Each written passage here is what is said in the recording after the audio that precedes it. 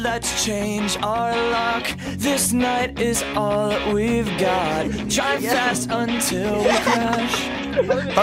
This dead end life. Sweet dreams that won't come true. I leave it all for you. Brick walls are closing and let's make a run tonight. Blinded by the lights. Hold you through forever, won't let you go. 'Cause if you jump, I will jump too.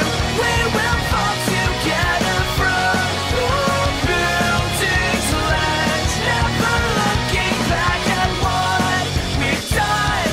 We'll say it was wrong, 'cause I would die for you on Scarlet Avenue. So what's left to prove? We have made it through. Nakatulog naman.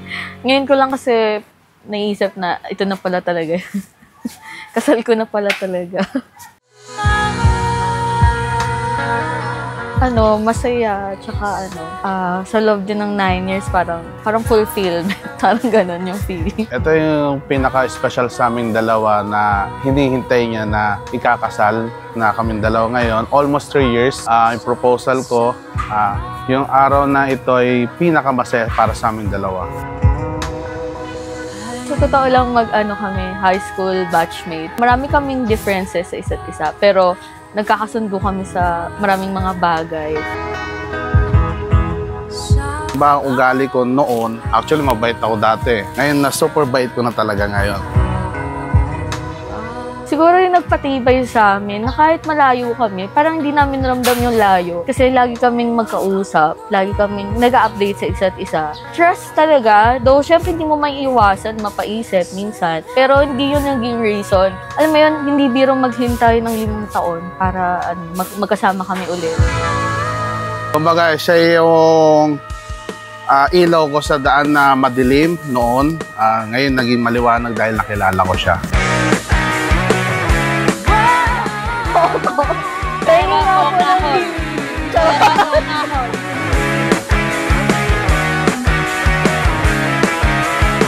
Jade, thank you very much. Ban, anyway, thank you. Thank you very much. Very responsible, may paninindigan. Tapos, nung pinagluto niya ako dyan, mahilig kasi siyang magluto. So, minsan pinaghahanda niya ako ng baon dati pag pumapasok ako sa work.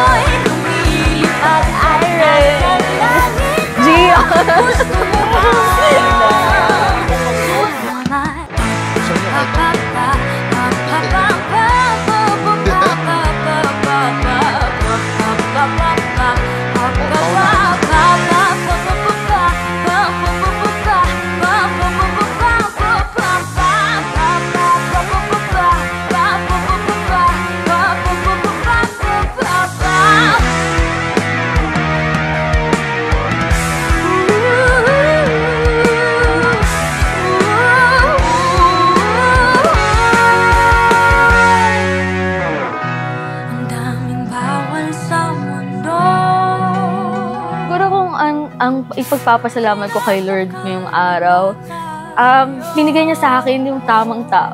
Kasi, pinag-pray ko talaga yun. Nakilala ko yung tamang tao.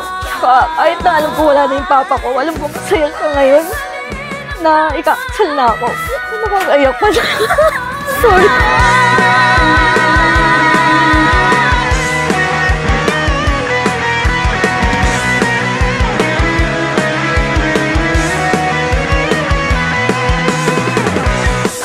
Natutuwa ako ay magsasama na kami sa isang bubong. Makakasama ko na siya sa habang buhay.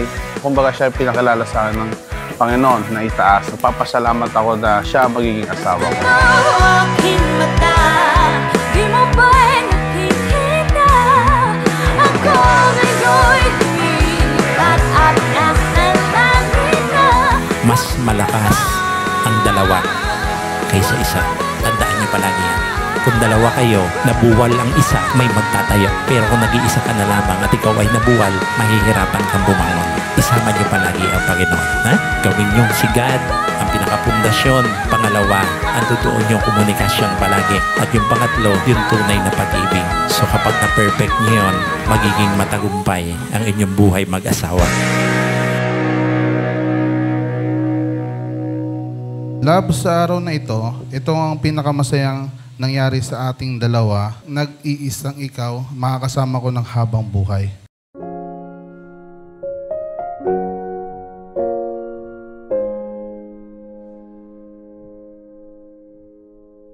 Dance with me under the diamonds. See me like breath in the cold. Sleep with me here in the silence. Miguel, Pachi, love, maraming salamat. Nakilala kita. 9 years na pala tayo, parang kailan lang. Marami na tayong pinagdaanan mula sa masaya, malungkot. LDR man tayo, pero hindi natin ramdam yung layo kasi lagi naman tayong nag-uusap. Lagi kang nandyan sa aking ups and down. Sabi ko nga, nung nagluluto ako, nung pinagluto mo ko, sabi ko, you're the one. You are the only one I'll ever love. Yeah, you. If it's not you. I'm so thankful to God na ikaw ang binigay sa akin na kayang magtimpe sa napakabait kong ugali kahit alam kong mabilis kang mainis. Nainis ka sa akin, but I understand because I love you. Yeah, you. If it's not you, it's not anyone. Forever's not enough time to.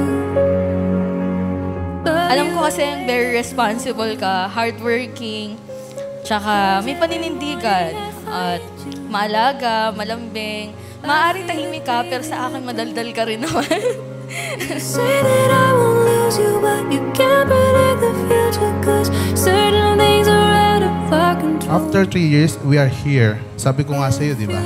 Di ka man ready, I told you I got you. Any happen, I'm always here. Just remember my word, love. Alam mo ba yung tunay na pagmamahal? Yung minsan, parang ang hirap ng unawain, ang hirap ng intindihin, but still, nananatili ka pa rin sa kanya. Kasi andun yung mahabang pagtitiis. Ganyan ang buhay ng mag-asawa. Kailangan may mahabang pasensya. Maraming salamat, no? Kasi sabi ko nga kanina, kung ano man yung pinagpapasalamat ko ngayong araw, sa Panginoon ay yung binigay ka niya sa akin. At alam ko, wala man dito yung papa ko ngayon, masaya siya na ikakasal na ako ngayong araw na yun.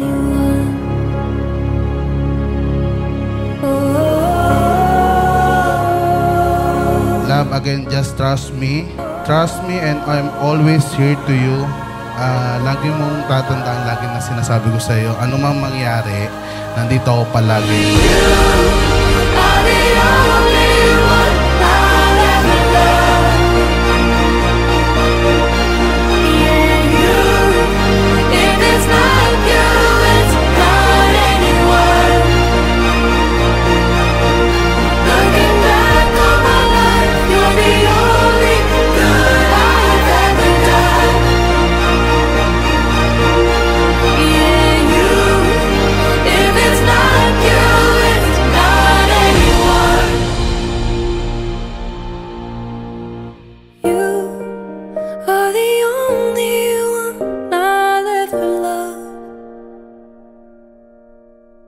Yeah, you.